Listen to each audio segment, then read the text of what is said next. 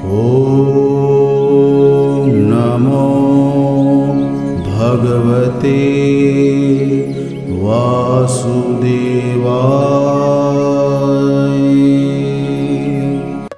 ओम नमो भगवते वासुदेवाय। नमस्कार बंधु बान्धवीসকল, बहुत दिনৰ পৰা মনতে পুহি ৰখা এটা আশা আজি বাস্তৱত পূৰ্ণতা লাভ কৰিছে। হয় বন্ধু বান্ধৱীসকল, আমি বৰ্তমান আছোঁ বোকাখাটত। আমাৰ ৰুমৰ নিচেই কাষতে এভাগ পবিত্ৰ স্থান শ্ৰী শ্ৰী বাসুদেৱ থান অৱস্থিত। আমি বহুত দিনৰ পৰা মনতে আশা পুহি ৰাখিছিলোঁ যে আমি এদিন এই বাসুদেৱ থানলৈ যাম, আৰু আজি ফাইনেলি আমি এই থানভাগলৈ আহিছোঁ। এই থানভাগ যিহেতু বোকাখাটৰ অতি ভিতৰুৱা গাঁওখনত অৱস্থিত, আৰু এই গাঁওখন প্ৰায় বানপানীৰ কবলত পৰি থাকে। সেইকাৰণে ইয়াৰ ৰাস্তা ঘাটবোৰ ভাল যদিও প্ৰায় ৰাস্তা ঘাটবোৰ পানীৰ তলতে থাকে। আপোনালোকে ভিডিঅ'টো চালে দেখা পাব যে এই থানভাগৰ চাৰিওফালে এয়া পানী, অৰ্থাৎ বানপানীৰ পানী সোমাই ইতিমধ্যে ওলাই গৈছে, সেইকাৰণে গোটেই পানী হৈ আছে। আমি এতিয়া বৰ্তমান থানভাগলৈ প্ৰৱেশ কৰিছোঁ। এই থানভাগ এই ভিডিঅ'ত আপোনালোকে সম্পূৰ্ণ চালে এই থানভাগৰ সম্পূৰ্ণ ইতিবৃত্তি আপোনালোকে জানিব পাৰিব। আহকচোন প্ৰথমতে পূজা অৰ্চনা কৰি লওঁ, তাৰপিছত এই থানভাগৰ গোটেই গুণ গৰিমা আৰু ইয়াৰ পৰিৱেশটোৰ বিষয়ে বৰ্ণনা কৰিম। আচলতে এই থানভাগ সৃষ্টিৰ আঁৰত আছে এটা সপোন আৰু এজোপা গছ।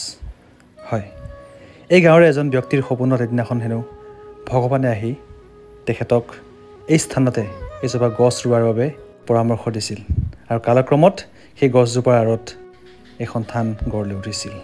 কোমলীয়া চাপৰি য'ত নেকি খহাই লৈ গৈছিলে বাসুদেৱ কাঠনি, সেই বাসুদেৱ কাঠনিতে আকৌ কচা কাঠত গজা এই গছজোপা। বহুত দিন চাপৰি পাতিলে সপোনতে দেখিলে, সেই তাতে পালে বিচাৰি। ইয়াতো বিচাৰিবলৈ আদেশ দিছিলে ককাই। তেতিয়া তাত চাপৰিত মহ চৰোৱা মানে গছজোপা দেখিলে, কাঠৰ ওপৰত গজি আছিলে। আৰু সেই কাঠৰ ওপৰত প্ৰায় ধূপ চুপ জ্বলাই চেকেমেনি জ্বলাই পেলাই লৈ আহিছে। আনি পেলাই ইয়াত এদিন থলে, আগদিনা আনিছে দূৰণি জেগা, তাৰ পিছদিনাখন ইয়াত ৰুইছে। এজোপা হেৰি বৰগছ নেকি বাৰু? বৰজৰী, বৰজৰী। মানে 1962 চনত আহি প্ৰথমতে গছজোপা ৰুলে। প্ৰথমে গছজোপাতহে সেৱা কৰি আছিলে। প্ৰথম গছজোপাতে সেৱা কৰি আছিলে। গছজোপাত সেৱা কৰাৰ উদ্দেশ্য আছিলে, প্ৰথম ক'লে যে সেৱা কৰিব লাগিব, এতিয়া চিন এটা ল'ব লাগিব। তাত আশ্ৰয় লৈ পেলাই গছজোপাতে আশ্ৰয় লৈ পেলাই ভগৱান বাসুদেৱৰ নাম লৈ সেৱা কৰিছিলে। বাসুদেৱ আৰু ভগৱান শিৱও পূজা কৰিছিল, শিৱৰ নামো কোৱা হয়। প্ৰথমতে শিৱৰ নাম তাৰপিছতে ভগৱানটো শিৱই প্ৰথম ভগৱানে তাক কৈছে যে কৃষ্ণ ভগৱানক পূজা কৰিবলৈ গছ ৰুবলৈ দিবি। তো শিৱৰ ভাগত চাকিয়ে গছ এতিয়া ইয়াত দিয়া হয়। শিৱৰাত্ৰিত নাম প্ৰসংগ ভাগৱত পাঠ হয়। আচ্ছা আচ্ছা, শিৱৰাত্ৰিটো হয়। শিৱৰাত্ৰিটো হয়। তাৰপিছত কিমান বছৰ পিছত ইয়াত থানখন পৰিছে? ইয়াত 1970 চনত। 70 চন মানে 7 বছৰ পিছত 70 চনত নামঘৰ বনোৱা হৈছে প্ৰথম। ভাগি বনাইছে চচলা টিঙৰে গছৰ গুৰিত। এতিয়াও তাৰ খুঁটা আছে। এইটো খুঁটাটো এতিয়াও সোমাই যোৱা নাই, নাহৰ খুঁটা। আগৰ মণিকূট ভাগি বনোৱা 70 চনৰ খুঁটা এতিয়াও আছে। তাৰ পাছতেহে ক্ৰমান্বয়ে গাখীৰ পানী দিয়ে ৰাইজে গছৰ গুৰিত পূজা কৰে। ধূপ ধূনা আৰু পূৰ্ণিমা তিথিত অমাৱস্যাত প্ৰসাদ আৰু শৰাই আগবঢ়োৱা হয়। তেনেকুৱা ক্ৰমান্বয়ে হৈছে। আৰু ভগৱানৰ প্ৰিয় বস্তু এটা হ'ল হালধীয়া কাপোৰ। তেতিয়া ক'লে যে মোক হালধীয়া কাপোৰ এখন বছৰৰ মূৰত দিলেও হ'ব। এতিয়া বছৰত ৰাস পূৰ্ণিমাৰ দিনা 20 মিটাৰ জোৰা কাপোৰ দিব লাগিব এটা। কিন্তু গছ এজোপাহে ৰুইছিলে। এজোপা গছে চাওকচোন এতিয়া গছটো ভিন্ন হৈ যোৱা নাই। এইটো হ'ল হাসামুল বৰজৰী বুলি ক'লে আমি অসমীয়া মানুহে যিটো বিহু মৰা গছজোপা তলত যে এইজোপা গছ। বৰ দুবিধ আছে, 3বিধ আছে। এবিধ সৰু সৰু পাতৰ এনেকুৱাই হ'ব, একজেক্ট পাতখিলা সৰু হ'ব। আৰু এজোপা বৰ বুলি কয়, কলিটো ৰঙা হ'ব। চিকনতা আহিছে নহয়, চিকনতা সন্মুখত আছে যে সেইজোপা বৰ।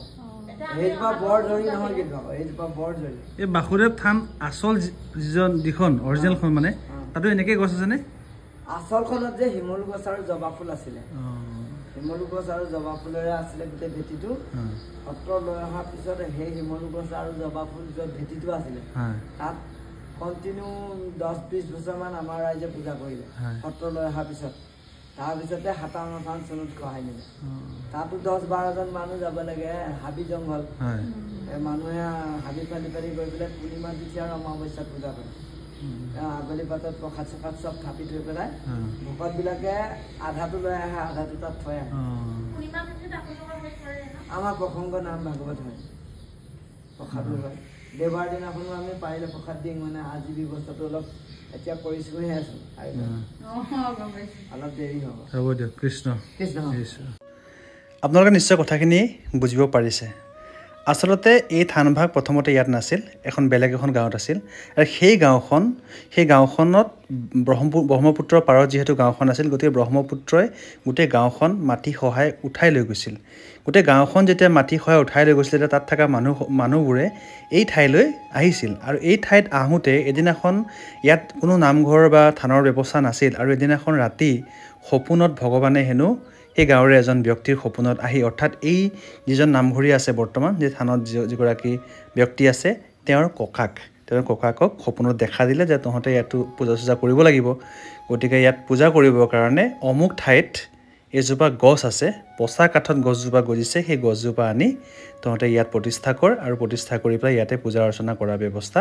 কৰিবি সেই সপোনটো দেখালে আৰু সেই সপোনটো দেখাৰ পিছত তেওঁলোকে গছজোপা বিচাৰিলে আৰু সেই ঠাইৰে ব্যক্তিসকলে সেই গছজোপাৰ মানে প্ৰপাৰ এড্ৰেছটো দিলে আৰু তাৰ পৰা তেওঁলোকে গছজোপা আনি ইয়াত প্ৰথমতে প্ৰতিষ্ঠা কৰিলে 1963 চনত আৰু 1963 চনত গছজোপা ৰোৱা চাওক এই গছজোপা 1963 চনত ৰোৱা এজোপা পচা কাঠত গজা এজোপা গছ আনি তেওঁলোকে ইয়াত ৰুলে আৰু তাৰপিছত এই গছজোপাৰে চাওকচোন কিমানটা শিপা ওলাই গোটেই থানখন আৱৰি আছে আনকি ৰাস্তাৰ কিনাৰে আৱৰি আছে আৰু চাওক গতিকে থানখন এটা বিশেষত্ব এটা আছে সেই বিশেষত্বটো দেখি আমি অবাক হৈছোঁ এজোপা গছৰ পৰা চাওক ভগৱানে কৈ দিয়া সেই গছজোপা আনি ইয়াত ৰোৱাৰ পিছত সেই গছজোপাৰ পৰা এজোপা গছৰ গোটেই জৰি শিপা ওলাই প্ৰথমতে সৰুকৈ এডাল ওলাই মই আপোনালোকক দেখুৱাই দিম পিছলৈ ভিডিঅ'টোত সৰুকৈ এডাল ওলাই আৰু সেই গৈ পেলাই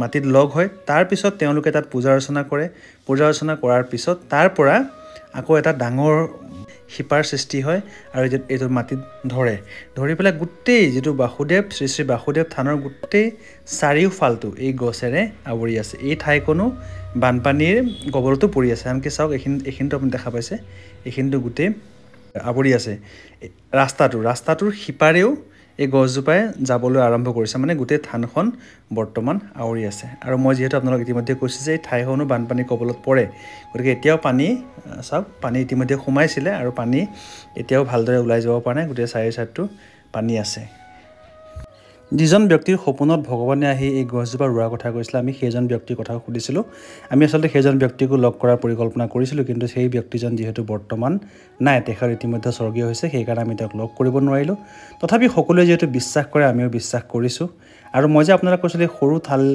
তাত মানে শিপা ওলাই আহি পেলাই মাটিত লগ হয় এইডালে সেইডাল শিপা আৰু এনেকৈ শিপাডাল আহি মাটিত পৰেহি তেওঁলোকে পাথৰ বা কিবা এনেকৈ লগত ওচৰত লগ লগাই দিয়ে আৰু তাৰপিছত এডাল বৃহৎ আকাৰৰ শিপা লৈ পৰিৱৰ্তিত হয় আৰু গছডালৰ ভৰ লোৱা আৰম্ভ কৰে তাৰপিছত এই গছডাল যিহেতু 1963 চনত ৰোপণ কৰা হৈছিলে তাৰ 7 বছৰ পিছত 1970 চনত তেওঁলোকে প্ৰথমবাৰৰ বাবে ইয়াত গছডালৰ তলতে চচলা টিঙেৰে তেওঁলোকে প্ৰথমবাৰৰ বাবে এই শ্ৰী শ্ৰী বাসুদেৱ থানভাগৰ আৰম্ভণি কৰিছিল এতিয়া কথাটো হৈছে যে বিশ্বাস আৰু অবিশ্বাস এই দুয়োটা বস্তু প্ৰত্যেকৰে ব্যক্তিগত কথা কোনোবাই বিশ্বাস কৰিবও পাৰে আৰু কোনোবাই বিশ্বাস নকৰিবও পাৰে কিন্তু কথাটো এইটো যে আমি যিহেতু স্বচক্ষে থানখন দৰ্শন কৰি আহিছোঁ আৰু থানখন দৰ্শন কৰি ইয়াৰ পৰিৱেশটো চাই আমি এটা কথা বিশ্বাস কৰিবলৈ বাধ্য হৈছোঁ যে ভগৱানৰ আশীৰ্বাদ অবিহনে এই পৰিৱেশ সম্ভৱ নহয় ভগৱানৰ যদি আশীৰ্বাদ নাথাকে এনেকুৱা এটা পৰিৱেশ সৃষ্টি হোৱাটো